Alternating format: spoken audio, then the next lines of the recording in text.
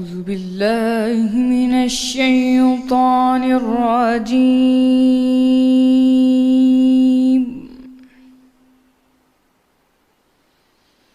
بسم الله الرحمن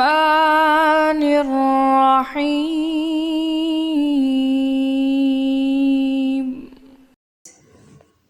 مومنو، جب تم آپس میں کسی میعاد معین کے لیے قرض کا معاملہ کرنے لگو تو اس کو لکھ لیا کرو، اور لکھنے والا تم میں کسی کا نقصان نہ کرے بلکہ انصاف سے لکھے، نیز لکھنے والا جیسا اللہ نے اسے سکھایا ہے لکھنے سے انکار بھی نہ کرے، اور دستاویز لکھ دے، اور جو شخص قرض لے وہی دستاویز کا مضمون بول کر لکھوائے، اور اللہ سے کہ اس کا مالک ہے خوف کرے، اور زر قرض میں سے کچھ کم نہ لکھوائے، اور اگر قرض لینے والا بے عقل یا ضعیف ہو یا مضمون لکھوانے کی قابلیت نہ رکھتا ہو تو جو اس کا ولی ہو وہ انصاف کے ساتھ مضمون لکھوائے، اور اپنے میں سے 2 مردوں کو ایسے معاملے کے لیے گواہ کر لیا کرو، اور اگر 2 مرد نہ ہوں تو 1 مرد اور 2 عورتیں جن کو تم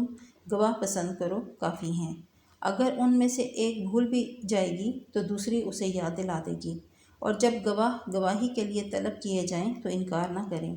اور قرض تھوڑا ہو یا بہت اس کی دستاویز کے لکھنے لکھانے میں کاہلی نہ کرنا، یہ بات اللہ کے نزدیک زیادہ قرین انصاف ہے، اور شہادت کے لیے بھی یہ بہت درست طریقہ ہے۔ اس سے تم کو کسی طرح کا شک و شبہ بھی نہیں پڑے گا۔ ہاں، اگر سودا دست بدست ہو جو تم آپس میں لیتے دیتے ہو تو اگر ایسے معاملے کی دستاویز نہ لکھو تو تم پر کچھ گناہ نہیں، اور جب خرید و فروخت کیا کرو تو بھی گواہ کر لیا کرو، اور کاتب دستاویز اور گواہ معاملہ کرنے والوں کا کسی طرح کا نقصان نہ کریں۔ اگر تم لوگ ایسا کرو تو یہ تمہارے لیے گناہ کی بات ہے، اور اللہ سے ڈرو اور دیکھو کہ وہ تم کو کیسی مفید باتیں سکھاتا ہے، اور اللہ ہر چیز سے واقف ہے۔ اور اگر تم سفر پر ہو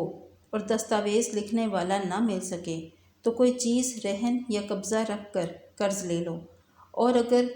کوئی کسی کو امین سمجھے یعنی رہن کے بغیر قرض دے دے تو امانت دار کو چاہیے کہ صاحب امانت کی امانت ادا کرے، اور اللہ سے جو اس کا پروردگار ہے ڈرے، اور دیکھنا شہادت کو مت چھپانا، جو اس کو چھپائے گا وہ دل کا گنہگار ہوگا، اور اللہ تمہارے سب کاموں سے واقف ہے۔ صدق اللہ